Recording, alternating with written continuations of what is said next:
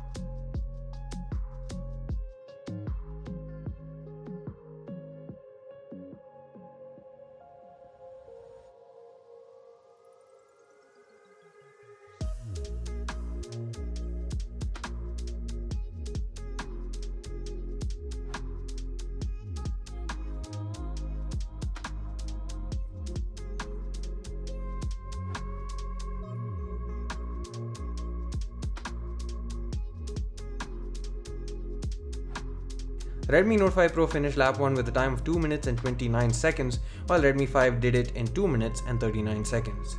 We relaunched the apps in reverse order in the second lap as requested by many of you, since it is more accurate and also mid-range phones such as these have a better chance of showing their capabilities. As expected, the Note 5 Pro was able to relaunch more apps and games from memory compared to the 5.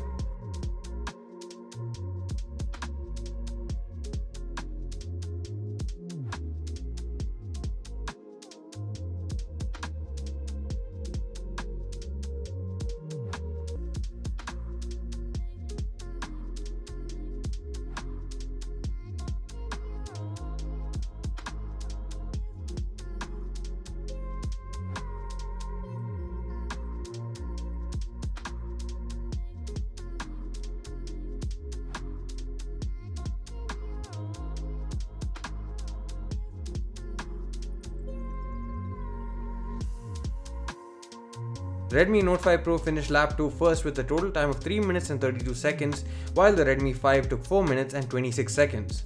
Since it had to relaunch more apps, the difference in speeds and time is more tangible.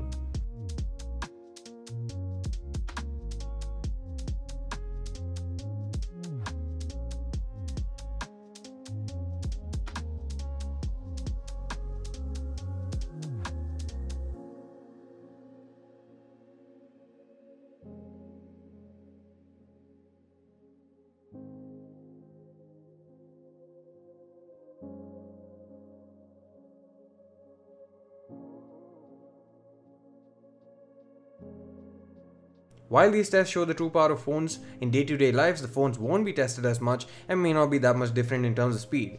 You can find the purchase links for both the smartphones from the link in the description below. Thanks for watching this video. See you again in the next one.